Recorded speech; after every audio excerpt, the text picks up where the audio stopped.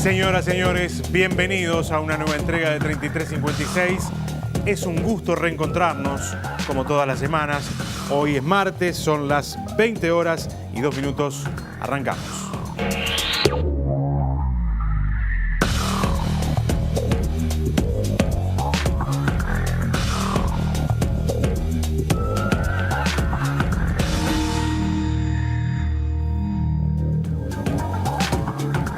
Señores, la salud es uno de los temas más sensibles, sin lugar a dudas, con el que nos toca lidiar cotidianamente a todos. ACE es el prestador público de salud y es a su vez el prestador más grande del país en este nuevo Sistema Nacional Integrado de Salud. No solo porque tiene presencia en todo el país, no solo por su infraestructura que está desparramada por todo el territorio nacional, sino también por la cantidad de usuarios que ACE atiende cotidianamente en todo el Uruguay. ACE va a estar en el centro hoy de esta edición de 3356. Presentamos el tema con estos dos informes.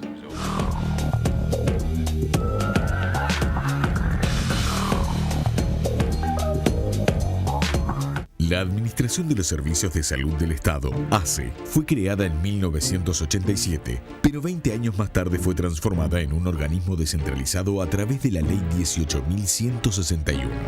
Desde la entrada en vigencia del Sistema Nacional Integrado de Salud, en enero de 2018, ACE se transformó en el principal prestador de atención integral a la salud de nuestro país. Más de 1,3 millones de ciudadanos son usuarios de ACE, lo que significa un 37% de la población del país. El 39% de los afiliados de ACE optó por el prestador a través del FONASA. ACE es el prestador de salud con mayor capacidad de nuestro país. La institución tiene 897 unidades asistenciales dispersas en el territorio. En total, funcionan 43 hospitales, 4 de ellos especializados, 21 corresponden a centros de rehabilitación y 7 son hogares.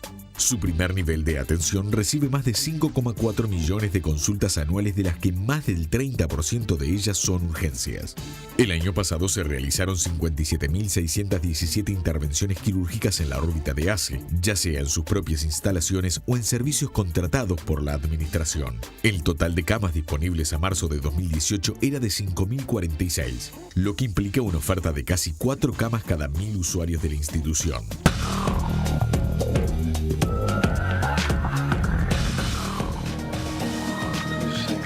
Las transformaciones que el sistema asistencial ha ido sufriendo en estos últimos años ha generado una situación compleja en todo el país. ACE tuvo que salir al mercado a contratar servicios que no prestaba para cumplir con los requerimientos que la ley de alguna manera obliga a este prestador como al resto a cumplir con sus usuarios.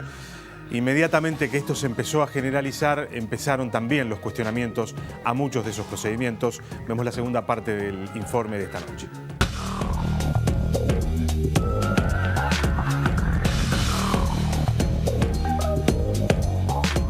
Con la entrada en vigencia del Sistema Nacional Integrado de Salud, ACE se convirtió en el mayor prestador de salud en el país. Al empezar a cubrir la nueva demanda, ACE debió recurrir a prestadores privados para brindar todos los servicios establecidos por ley. Dos de los rubros en los que más gasta el prestador público en empresas privadas son contrataciones de camas de CTI y traslados en ambulancia. Tiempo después comenzaron los cuestionamientos a ACE por la compra de servicios al sector privado, y la administración empezó a ser objeto de denuncias e investigaciones, algunas de las cuales derivaron en un cambio de rumbo. En 2017, con los votos del Frente Amplio, el Parlamento accedió a un pedido del diputado Eduardo Rubio y habilitó la creación de una comisión investigadora sobre la gestión de este organismo. La comisión investigadora trabajó un año y durante ese periodo fueron cambiadas las autoridades y se empezó a trabajar en un nuevo modelo de gestión.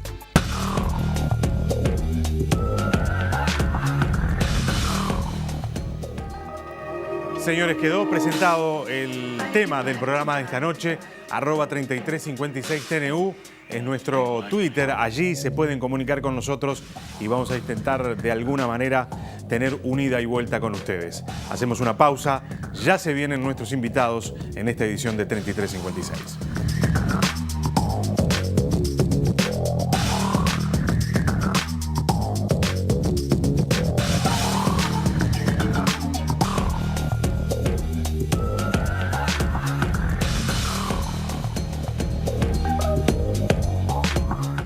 gestión de ACE, encabezada por el doctor Marcos Carámbula, comenzó a trabajar en marzo de 2018, con el objetivo de rediseñar el modelo y estructurarlo en base a la regionalización de los servicios, poniendo foco en el contralor administrativo y de los procesos. El rol del organismo es fundamental en el sistema integrado de salud para la democratización del acceso a la salud de la totalidad de la población.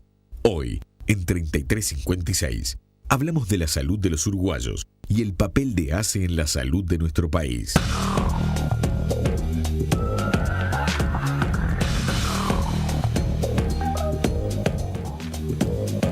Aquí estamos de nuevo, es un gusto recibir al doctor Marcos Carámbula, presidente del directorio de ACE. Marcos, gracias por acompañarnos. Con mucho gusto. Veíamos en los informes, en el bloque anterior, lo complejo que es este organismo, ¿no? Más de 897 puntos de asistencia en todo el territorio nacional, 1.300.000 usuarios, un sistema de atención que ha ido modificándose, una lista de prestaciones que ACE también tiene que cumplir ahora y que se han ido agregando, y que uno se pregunta si cuando se diseñó el nuevo Sistema Nacional Integrado de Salud y ACE salió de la órbita del Ministerio de Salud Pública, esta modificación, gran modificación, fue acompañada con una modificación del diseño institucional que tenía ACE en aquel momento que permitiera acompasarse a estos desafíos, que son totalmente diferentes a los que tenía ACE en aquel momento. ¿O hubo un desfasaje allí? Sí, es bien importante tu pregunta, que en definitiva ubica bien el tema, en el sentido de que el Sistema Nacional de Salud, el Sistema Integrado de Salud, tiene dos patas prácticamente simétricas. Por un lado, el sector privado, con 1.250.000 usuarios, y por otro lado, el sector público, que es casi igual, 1.300.000 usuarios. En segundo lugar, con un incremento en los recursos volcados en estos últimos 13 años a lo que es la salud pública, que pasó de 300 millones a 1.100 millones de dólares a la salud pública, y al mismo tiempo, si lo llevamos... ¿De 300? A 1.100 millones de dólares anuales, que si lo llevamos por usuario, prácticamente hoy lo que se vuelca por usuario en la salud pública es del 80-85%, comparado con lo que se vuelca en el sector privado. Ahí ya hay una primera diferencia, ¿no?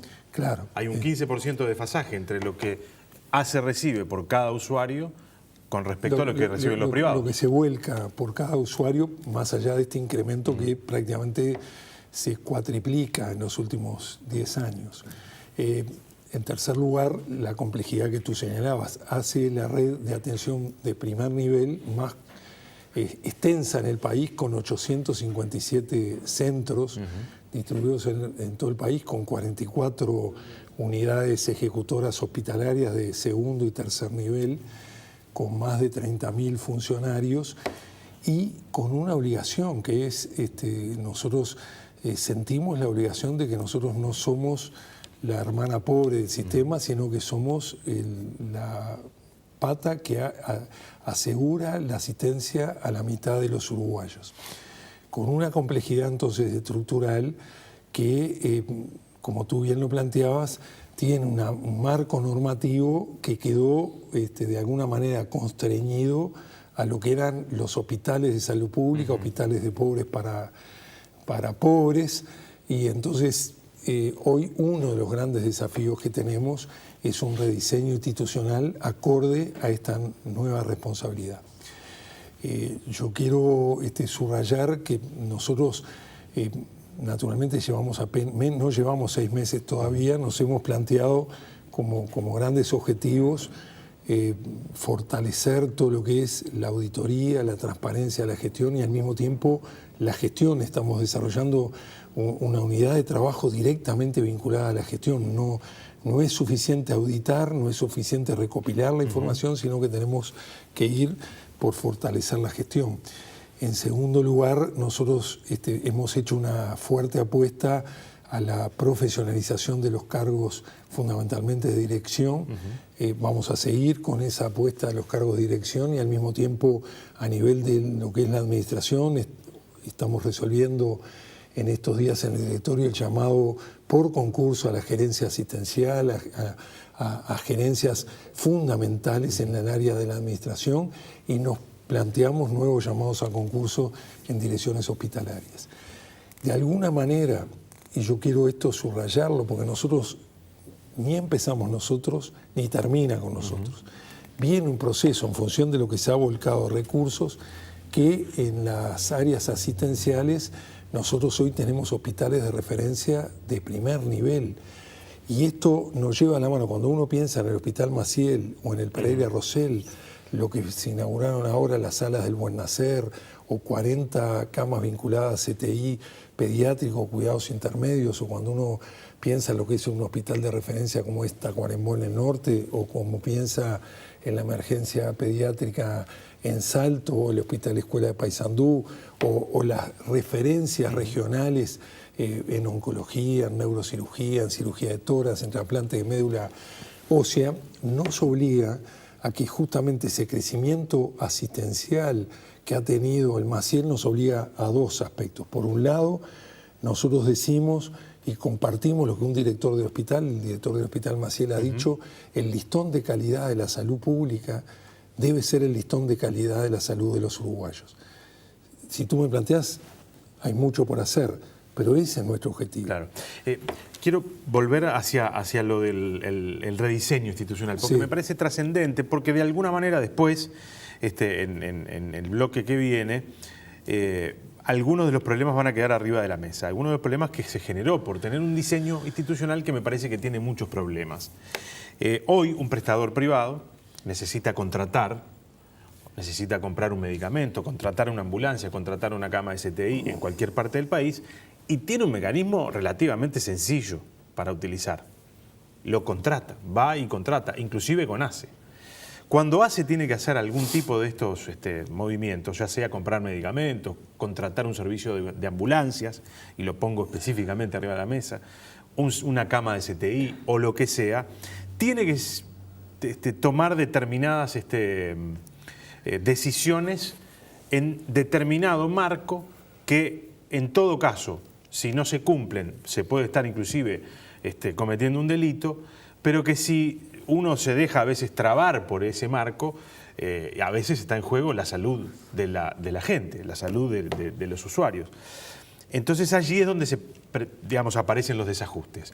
¿Cómo tener un sistema más ágil, pero que a su vez tenga los controles necesarios como para que después un administrador no utilice los recursos que son de todos a piacere? Sí, es muy importante, ¿verdad? El marco normativo que tiene ACE es el marco normativo que tenía cuando se crea ACE y eran los hospitales públicos sin lo que es la actual integración de sistemas. O sea que es imprescindible adecuar un marco normativo que, nosotros lo hemos dicho una y otra vez, de ninguna manera quite transparencia, que quite nada de los controles que se deben hacer sobre los gastos en salud, porque son los gastos de la salud pública, pero al mismo tiempo le dé a quien está al frente de la gestión hospitalaria las herramientas para poder actuar en los casos de urgencia, en los casos que verdaderamente el tema es la vida. Y entonces yo me pongo muchas veces en la situación de quien está al frente de un hospital que tiene que hacer un traslado de urgencia, o que tiene que salir a contratar una cama de CTI, o que tiene que salir a resolver una intervención quirúrgica de urgencia, y ahí naturalmente lo que está en juego es la vida de la gente. Esto no quita que nosotros tengamos que ser, y por eso el rediseño institucional que estamos planteando, claramente darle las garantías para que pueda actuar en la urgencia, pero al mismo tiempo con la transparencia y la celeridad que corresponde. Eso para nosotros es fundamental y debe ser parte de nuestro compromiso en materia de rediseño institucional. ¿Y en qué están pensando? ¿En qué mecanismos? Hay algunas herramientas que acá hay diputados que van a participar ahora. Nosotros aspirábamos que el artículo 46 del TOCAF fuera de alguna mente considerado no solo para ACE, en general para la administración del Estado. En esto quiero ser muy claro, nosotros tenemos que legislar en materia de conflictos de intereses. Lo que nosotros debemos ser muy claros es que no podés estar de un lado y del otro del mostrador, es decir, al mismo tiempo ser ordenador del gasto y del otro lado ser vendedor de servicios. Vendedor de servicios. Esas cosas tienen que estar bien claras. Nosotros ahora en estos llamados a concurso que hemos hecho para directores y que vamos a seguir haciendo, una de las cuestiones fundamentales es dilucidar en el compromiso de gestión claramente que no existan conflictos de intereses. Es una realidad compleja. Esto te iba a decir, ¿es posible esto en el Uruguay de hoy donde la mercantilización de la medicina, y pienso mucho en el interior del país, Exacto, se ha extendido mucho y hace que muchos médicos estén necesariamente en los dos lados del mostrador? El médico de un pequeño pueblo que es el que tiene la ambulancia a su vez y que entonces le vende el servicio a la policlínica en la cual él mismo también atiende. Es decir, ha habido como un proceso muy complejo en ese sentido. Sin duda, y mucho más eso se visualiza en el interior del país. No deja de haber también situaciones similares en Montevideo, pero en el interior del país, donde en general los prestadores es el prestador público, es la salud pública y es el prestador privado de la mutualista o de la cooperativa de cada departamento, estas situaciones se visualizan con mucho más nitidez. Por eso debemos legislar en esa materia explícitamente quienes tienen determinadas responsabilidades, cuáles son sus obligaciones, cuáles son sus roles, pero al mismo tiempo debemos dar un marco normativo que de alguna manera le dé un marco para actuar, sobre todo en salud y en la urgencia, en la emergencia, donde debemos tener la claridad que lo que está muchas veces en juego es la decisión en una media hora, claro, para resolver que una vida pueda salvarse. Nosotros para eso, en ese sentido entendemos que es fundamental legislar en materia de conflictos de intereses, legislar en materia del TOCAF y en particular el artículo 46, que nos dé garantías y al mismo tiempo que no quite los controles necesarios. También entendemos como tema fundamental trabajar en una complementación con equidad.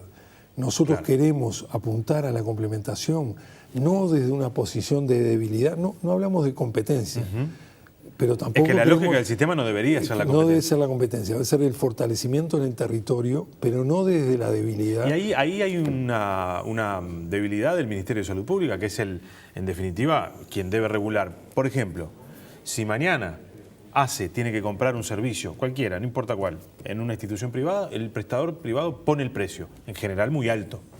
Sí. Cuando es al revés, en general el precio que pone ACE es bastante más bajo. Te doy ejemplos muy claros. Uno de los grandes desafíos que tenemos es el pensar en maternidades únicas. Por ejemplo. Porque no se justifica en el territorio que por 1 o 2 nacimientos por día, como tenemos departamentos, y no quiero dar el nombre de ningún departamento, pero que es la realidad. Sí, pero hubo un caso emblemático que fue Florida, ¿no? Bueno, vayamos a maternidades únicas, donde concentremos los esfuerzos, porque es la infraestructura, es el bloque quirúrgico que acompaña a la sala del buen nacer. Te doy un ejemplo. Los médicos, el equipo anestésico que hay que tener, el respaldo de la neonatología. Doy un ejemplo que salió públicamente, el hospital de Yune es maternidad única. Es el hospital público que es maternidad única, tiene el más bajo nivel de cesáreas del país, o casi el más bajo. O sea, allí nacen todos los niños de Yune. Nacen todos los niños de Yune, nacen por parto en su enorme mayoría, más del 80%, menos del 18% por cesárea, en salas del buen nacer, que las vimos con una gran pulcritud, donde la embarazada elige el modo de tener su parto con el respaldo técnico correspondiente. Ese es el camino, optimizar en el territorio los recursos. Nosotros estamos planteándonos un criterio para nosotros fundamental, que es la regionalización del sistema público, y que debe ir de la mano. Es difícil gobernar desde Montevideo 897 claro, centro. Y a su vez tenemos que pensar en los corredores asistenciales. Nosotros tenemos grandes ejes, estamos trabajando con la Dirección de Ordenamiento Territorial y con la OPS, un eje que es Salto, Paysandú, Yum, otro eje que es Fray Bento Mercedes, Colonia, que vamos a inaugurar a fin de año, principio del año que viene, el nuevo hospital tiene que ser un hospital regional para lo que es Colonia en sí mismo. Lo mismo en el norte, Tacuarembó, Rivera, y ahí tenés un ejemplo de cómo una presencia importante como es el Hospital de Tacuarembó, es un centro de referencia en neurocirugía, lo va a hacer en materia de cirugía cardiovascular, lo es en todo lo que es el tratamiento oncológico, es un centro oncológico de referencia, y el Hospital de Tacuarembó, instalado en el norte del país, es referencia para lo público, pero también referencia para lo privado, porque hay una concepción de la salud pública de calidad como debe ser. Nosotros estamos planteando en este esquema de regionalización la regionalización de los servicios de oncología. Vamos a empezar antes de fin de año el servicio de oncología en San Carlos, pero pensamos terminarlo el año que viene con esa perspectiva de regionalización. Lo mismo el corredor central, que es el Hospital Maciel, que es un centro de referencia en cirugía de tórax, en neurocirugía, en trasplante de médula ósea, debe ser el eje Montevideo, Florida, Durazno, y lo mismo en el eje de San José, cercano a Montevideo, en el área metropolitana, con hospitales de segundo nivel que hagan, y esto lo pensamos para la traumatología. Hace pocos días se inauguró en San Carlos lo que es el Centro de Salud Mental, en la nueva ley de salud mental. Desde luego que hay un tema de recursos, pero el paradigma de terminar de la estigmatización de los pacientes que antes se internaban en las colonias para aislarlos de la sociedad, o el concepto anterior de lo que era el Hospital Vilar de Bo, ir a los centros de inserción en los hospitales generales y a los hogares de medio camino. ¿Qué pasa a nivel de los trabajadores? Parece haber inequidades que no se han podido corregir más allá de lo que se ha avanzado. Es muy común escuchar a los médicos decir que es imposible que competir a nivel salarial del sector privado con el sector público, que fija los salarios como quiere el sector privado y que por lo tanto en muchas ocasiones le saca directamente recursos humanos que se formaron, que están trabajando y que deciden irse al sector privado porque les pagan más. Allí hay un problema que también hay que resolver. Sí, ahí, y en esto yo quiero repasar, es un gran cuello de botella que tiene el sistema de salud, el tema de los recursos humanos, de las especialidades, en particular en el interior del país en algunas especialidades. Nosotros, en un hecho para nosotros muy importante, antes de la rendición de cuentas, llegamos a un acuerdo con la Federación de Salud Pública, con el Sindicato Médico del Uruguay, justamente con objetivos que son de carácter no solo vinculado a lo salarial, sino de carácter de defensa del sistema público. Es decir, ahí nos comprometimos a ir progresivamente a destercerizar servicios que hoy se tercerizan, y eso, el compromiso establecido en la rendición de cuentas, que ya se votó en diputados, de transformar eso, lo que se optimice por allí, esos recursos, en recursos humanos y en remuneraciones para los recursos humanos. Apuntamos a los temas de capacitación. Volcamos, y esto es muy importante, lo que optimicemos en materia de recursos. Doy un ejemplo: a medida que nosotros logremos ampliar el CTI del Hospital Maciel, que logremos ampliar el CTI del Hospital Español, lo que optimicemos en materia de recursos se vuelcan a más recursos humanos para los servicios públicos. Es decir, tenemos que construir junto con los trabajadores, con el sindicato médico, con la Federación Médica del Interior, que acompañó este acuerdo, un esquema de fortalecer lo público y fundamentalmente fortalecer los recursos humanos volcados a lo público. Es un cuello de botella, porque hoy el nivel salarial, el nivel salarial que tenemos nosotros no es el que puede ofrecer el sector privado. En el área de los profesionales estamos con una fuerte apuesta a las funciones de alta dedicación. Nos hemos comprometido, y es parte del proyecto que tenemos antes de fin de año, a tener un número importante de funciones de alta dedicación que puedan suplir esas falencias que tenemos en materia de especialidades. Hemos hecho una fuerte apuesta a la meta de capacitación, no solo de los funcionarios, sino del conjunto de los trabajadores de la salud, como forma de fortalecer el sector público. En fin, es, yo diría, un enorme desafío, que fortalecer lo público no es un camino sencillo, claro, pero estamos comprometidos. La pregunta que probablemente muchos de los que están del otro lado escuchándonos se están haciendo es, bueno, pero ¿por qué sí el sistema regula los tickets, regula los copagos, pretende regular esto, la venta de servicios, y poner un listado de precios que se cumplan en todos lados?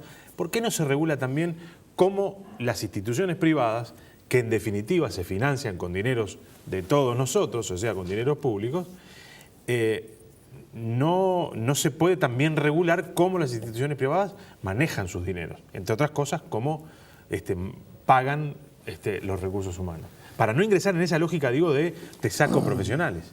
Sí, ahí es donde lo hemos planteado en esta perspectiva del rediseño institucional. Debe incluir la descentralización, la regionalización, los niveles de control de calidad, y debe incluir sin duda como dijimos, la complementación que hay y el rol rector del Ministerio de Salud Pública. Estamos trabajando con el Ministerio en esos planos, marcando los niveles de calidad, así como tenemos los controles, los queremos tener nosotros. Nosotros hemos conformado un consejo académico con las escuelas universitarias de salud, toda facultad de enfermería, facultad de medicina, enfermería, odontología, tecnología médica, el Instituto Pasteur, la Facultad de Ciencias, la calidad a través de un consejo académico que nos permite ir evaluando los niveles de calidad. Creo que eso debe ser parejo para todo el sistema. Los temas de los tiempos y los centros de referencia para justamente acortar los tiempos y pensarlo en todo el país. Nosotros pensamos en centros de referencia público-público, ejemplo, lo que estamos pensando para Tacuarembó, Hospital de Clínicas ACE, público-privado, y en ese sentido es imprescindible que justamente el rol rector del Ministerio de Salud Pública marque esa perspectiva. Ahora, con la ley de urgencia y emergencia, que hace que cualquier ciudadano, donde esté, tenga la cobertura de urgencia. Si está cerca de un servicio de salud pública, lo da a salud pública, el privado, sobre la base de esa complementación en calidad y equidad. Doctor Marcos Carámbulas, gracias por habernos acompañado. Muchas gracias. Un gusto como siempre. Señores, hacemos una pausa. Se vienen para el próximo bloque el diputado de Asamblea Popular, Eduardo Rubio, y del Frente Amplio, Gerardo Núñez.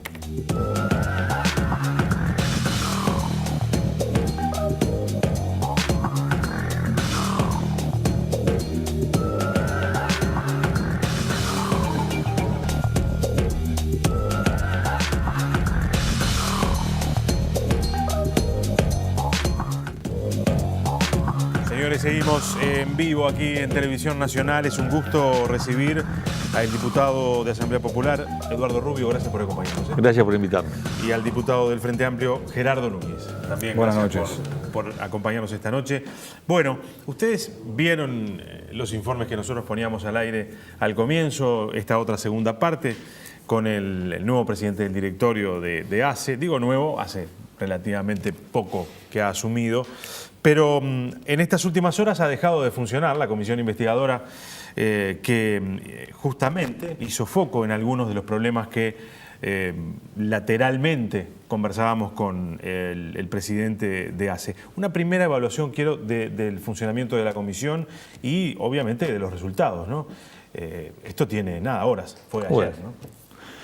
Bueno, sí, creo la comisión investigadora, yo en mi carácter de bancada unipersonal participaba de las 4 investigadoras, y no tengo temor en decirme, con Núñez compartíamos la del espionaje militar, que la investigadora por las irregularidades en ACE y la estafa del FONASA fue la que más intensamente trabajó y más regularmente trabajó. No sé si salteamos algún lunes que sería feriado o en el receso parlamentario. Pues funcionamos siempre con una composición importante y presencia importante, con horas de trabajo, y avanzó. Confirmó denuncias, relevó o reveló nuevos elementos, y se cortó abruptamente porque el Frente Amplio decidió no votar la prórroga de la misma, quedando pendiente muchas cosas. Recién empezábamos con la llamada estafa del FONASA y nos quedaron pendientes el hospital, las colinas psiquiátricas, el Vilar de Bo, el hospital de Las Piedras, el hospital de Canelones y el desmantelamiento del CTI que nunca se inauguró, y podría seguir enumerando. Pero bueno, allí primó... ¿Cuánto fue el tiempo? Un año. Un año finalmente trabajó la comisión. Con una condición, que las demás investigadoras todas han sido prorrogadas, y esta no consiguió los votos para ser prorrogada. De cualquier manera, pensamos que Cuando se planteó que no había nada para investigar, cuando se habló de un circo que se planteaba instalar y que se siguió durante un tiempo planteando, todo eso quedó por el camino. Y el trabajo del investigador dio cuenta de que había para investigar, que había elementos que teníamos que profundizar, que había irregularidades, que había ilicitudes, que había elementos que nosotros entendemos tienen visos serios de corrupción y que tiene que, en definitiva, no solo el Parlamento, sino que tiene que actuar la justicia, porque esto concluyen, por lo que entiendo, las dos resoluciones que se propusieron en la última sesión de la investigadora, en la que no pude participar, porque por ser miembro denunciante no puedo estar en la hora de votar la forma de resolver ni los informes que se presentan. ¿Por qué el Frente Amplio decidió no votar una prórroga para la comisión? Bueno, yo creo que... Había elementos, por lo que dice el diputado. Sí, yo obviamente no comparto esa visión. Yo creo que la comisión investigadora, en general, yo diría, la inmensa mayoría de los casos con los cuales trabajó eran casos que ya habían sido investigados previamente por ACE y sancionados por la Administración.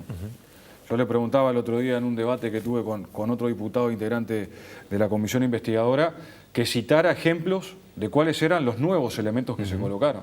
Y yo tengo registro de 2 o 3 casos nuevos de un total bastante mayor de lo que ya se venía trabajando. Entonces, creo que se cumple lo que decía el Frente Amplio al inicio de la comisión investigadora. Se va a investigar lo ya investigado. En términos generales, yo creo que sucedió eso. O sea, todas las denuncias ya habían sido investigadas por la propia institución. Eso es, en términos generales, no puedo establecer hoy un porcentaje, pero la inmensa mayoría sí fue de esta manera. La oposición tenía mayoría de la comisión investigadora, ¿sí? Esto le daba la posibilidad de generar un ritmo de trabajo distinto, más acelerado, que pudiera profundizar en toda la temática. El diputado Rubio decía que las demás comisiones investigadoras se le dio o se le daba al resto una prórroga. Es cierto, pero también es cierto que todas las demás comisiones investigadoras comenzaban funcionando con un plazo de 6 meses. Y esta comenzó, de hecho, por 1 año, y el Frente Amplio desde el inicio dijo que iba a trabajar en 1 año. O sea, la responsabilidad de que no se abordaran todas las temáticas que hoy la oposición dice que no se abordaron, tiene que ver con no haber manejado adecuadamente un calendario de quienes tenían la mayoría de la comisión investigadora y podrían haber estipulado una forma de trabajo distinta. Respecto a las valoraciones finales en cuanto a lo que fueron, digamos, la propuesta de resoluciones de la oposición y del Frente Amplio, la parte final es la misma, pero con motivos bien distintos.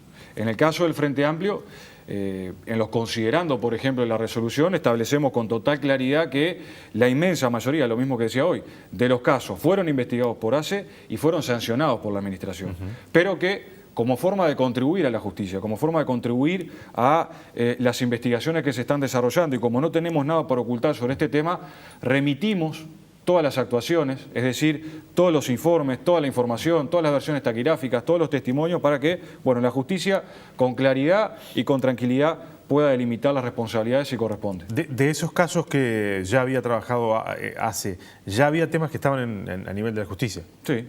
Por ejemplo, ¿se aportaron datos nuevos sobre eso? Bueno, tal vez algún nuevo testimonio. Yo creo que en el grueso de los casos no. Por ejemplo, crimen organizado, antes de que se generara la comisión investigadora, ya estaba trabajando lo vinculado a los traslados, a la contratación de traslados en Bella Unión. Diputado... ¿Me permite una cosa? Sí, sí, claro. Porque no es cierto lo que decía el diputado Núñez. A ver. No es cierto. ¿Qué de todo lo que dijo? Primero que no aparecieron cosas nuevas, porque si no hubiera sido así, es gravísimo que sabiendo todo lo que se sabía, no hubieran ido a la justicia.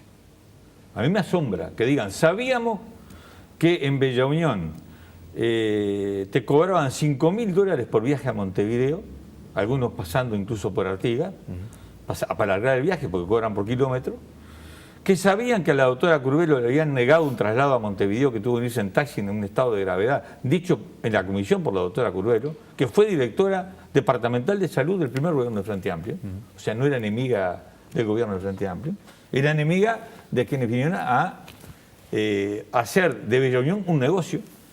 Si sabían que usaban insumos del hospital para cargar los móviles con los que le vendían el servicio base, si sabían que usaban recetas de salud pública para los socios de la emergencia móvil que se atendían en la emergencia móvil y retiraban medicamentos en el hospital y no figuraban, como lo confirmó la química encargada de la farmacia del hospital de Bella Unión, no figuraban como pacientes que venían de otro lugar. Si sabían todo eso y no fueron a la justicia, tiene una gravísima responsabilidad política, pero gravísima.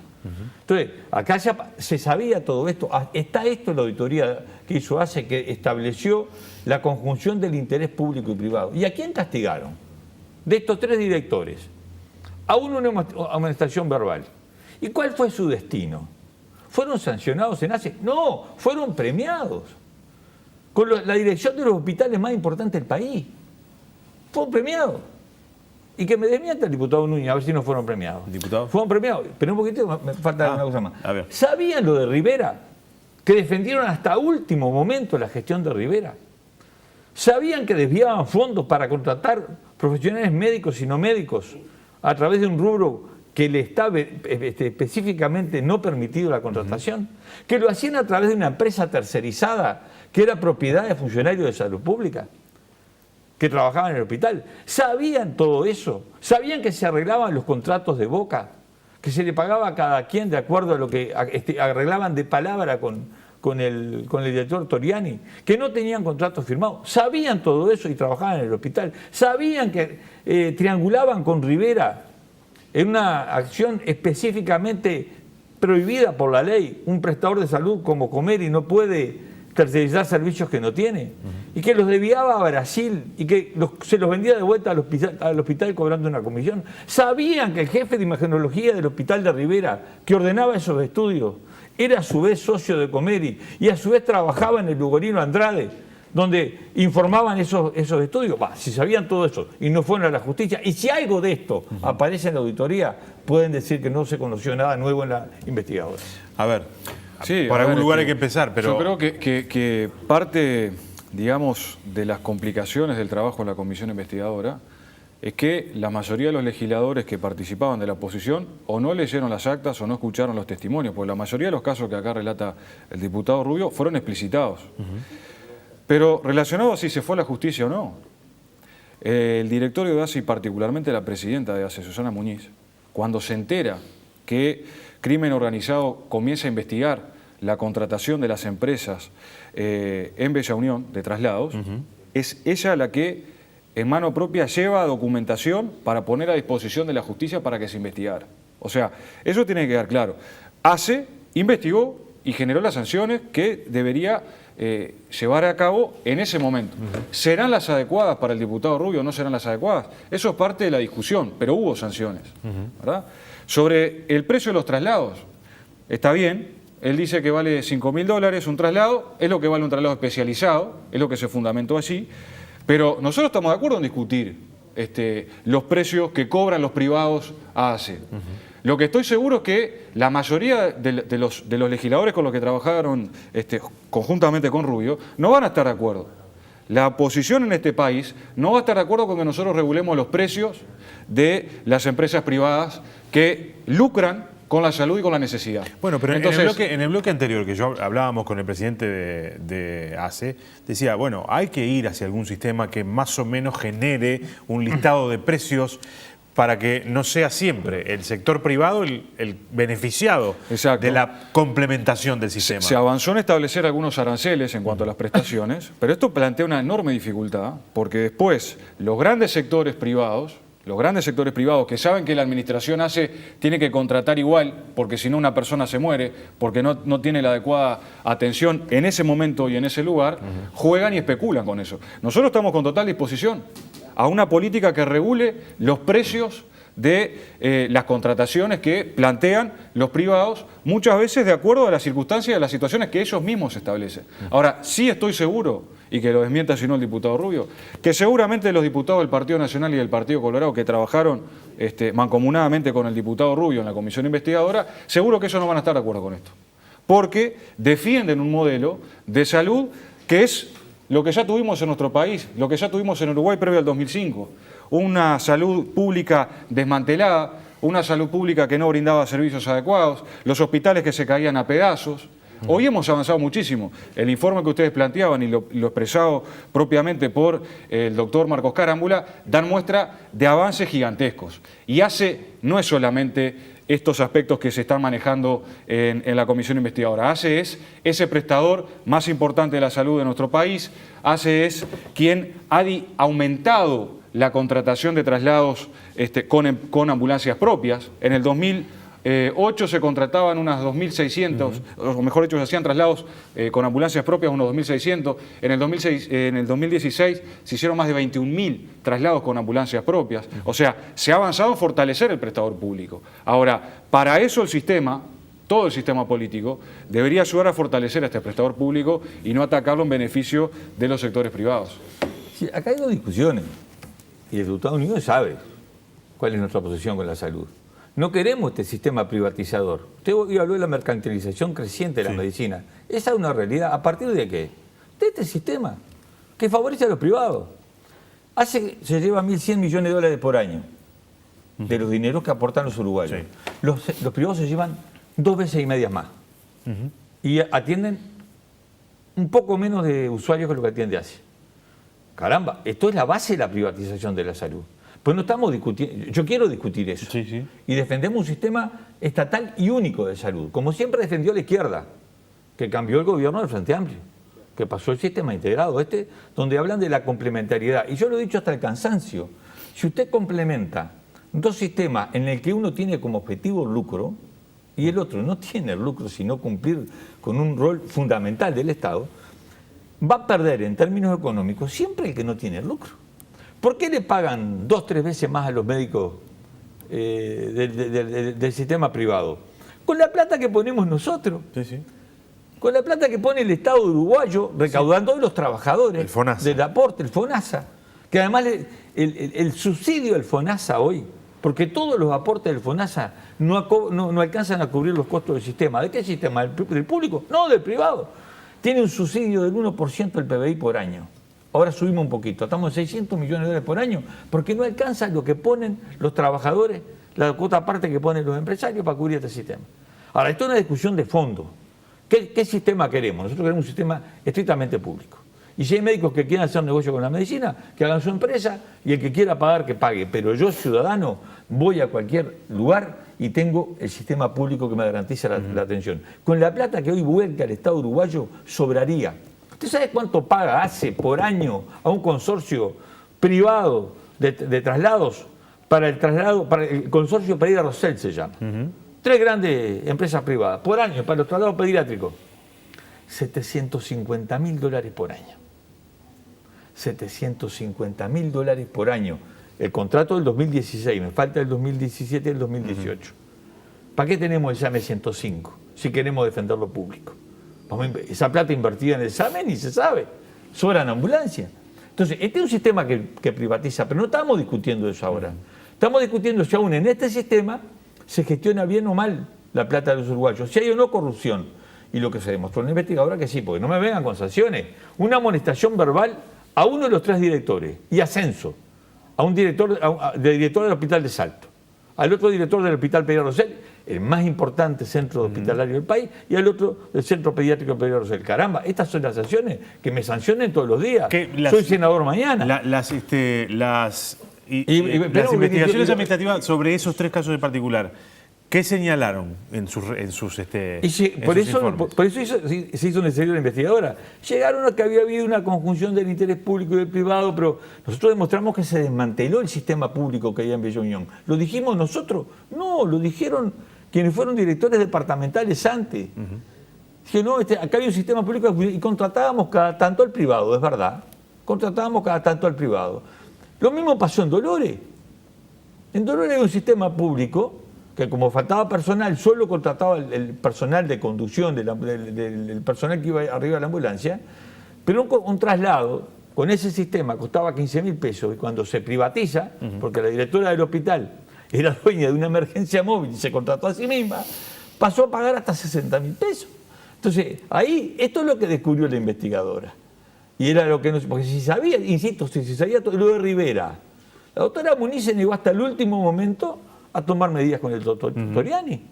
Y terminó removido todo el directorio de ACE. No pasaba nada en Rivera. Y la doctora Muniz lo sabía, porque hay una trabajadora que era presidenta del sindicato de la Comisión Interna del Hospital de Rivera, que le dijo en una reunión, están las actas de la investigadora, Susana, está pasando esto. Y dice, mijita, es el hospital que más opera en el interior. Y esa fue la respuesta. Diputado. A ver, son varias las cosas por las cuales hoy, y en este momento yo podría responder cada una de esas. No es cierto que se desmanteló el servicio.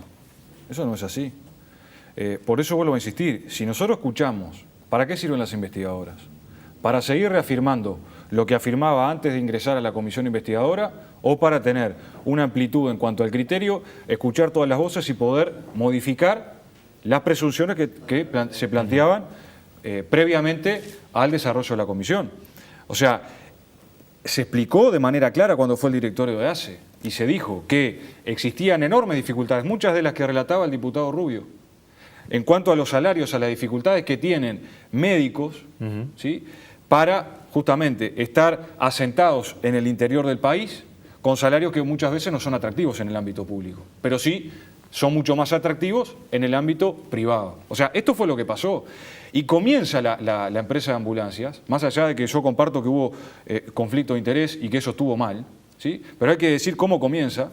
Comienza para emergencia clave 1, es decir, para atender a las situaciones de emergencia en Bella Unión para una población que hasta ese momento no tenía ese tipo de cobertura. Es decir, un accidente, por ejemplo, en una ruta, un accidente donde se tiene que llegar con rapidez y con urgencia para trasladar a las personas heridas. De esa manera comienza a funcionar la ambulancia en Bella Unión. O sea, tenemos que hacer todo el relato. Por eso pido que exista, digamos, una voluntad, ¿no?, de no seguir reafirmando las cosas que se plantearon previo. Yo entiendo que en la denuncia está bien, en la denuncia uno parte de la base de muchos supuestos. Ahora, después que transitamos un año, después que se explicó, que se llevaron adelante todas las documentaciones, que fue el directorio de ACE, que fueron todas las personas, bueno, me da la impresión que no se puede seguir sosteniendo lo mismo.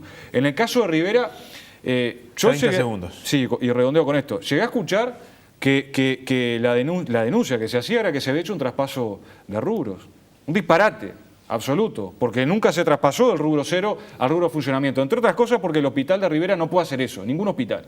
¿Sí? Tiene que pedir una autorización, en primer lugar. Lo que se destinó fue un gasto de funcionamiento que la propia investigación de ACE, si mal no recuerdo fue en el año 2016, ¿sí?, fue generando los insumos y llega a la conclusión de que efectivamente se gastó más de lo que se debía haber gastado en este rubro. Y a raíz de eso se entendió que hubo una falta administrativa de los directores y por eso recibieron la sanción. Ahora, acá no hay ningún caso de corrupción. Tiene que quedar claro, son faltas administrativas. No podemos decir que todas las faltas administrativas, todos los errores, todas las irregularidades son delito. Eso lo tendrá que definir en todo caso la justicia. 30 segundos para ustedes más y nos tenemos que ir. Yo coincido con el diputado Núñez que hay que escuchar a los testigos y leer las actas. En el caso de Bella Unión, el relato que hizo la doctora Muniz fue el de la clave 1. Después vino la gente de Bella Unión y fuimos investigando. Entonces la emergencia de Bella Unión se inaugura en abril, con la presencia de la doctora Muniz y la doctora Beatriz Silva, que en ese momento era ministra Muniz, y la doctora Silva, presidenta ACE. Conocían perfectamente la clave 1 en la que estaban. A los 3 meses ya estaba contratada por el hospital. O sea, se fundó para ser contratada por el hospital. Y no por un tema de vida o muerte, como decía Carámbula, porque ese verso no cabe más porque se juega con la vida de la gente. O sea, cuando está en juego la vida, nadie duda que hay que asumir cualquier recurso. Pero esto era la práctica cotidiana. Y en lo de Rivera, no se pasó del rubro 0 a otro rubro. Se usó para contratar personal, y esto lo dijo el nuevo directorio de ACE, y lo dijeron los testigos que fueron a la investigadora, se usó el rubro de compra de servicios, ¿no?, una tomografía, para contratar personal, cosa que está estrictamente prohibida. Y se gastó más del 100% por encima de lo que estaba asignado. Señores, no tengo más tiempo. Gracias a los dos por haber venido. Es probable que sigamos en algún momento. Seguramente es un tema que va a seguir, porque además si esto va a la justicia, probablemente pueda llegar a tener algún otro capítulo. Gracias. Gracias a ustedes. Señores, nos vamos. Gracias por habernos acompañado. El próximo viernes a las 20 horas nos volvemos a encontrar.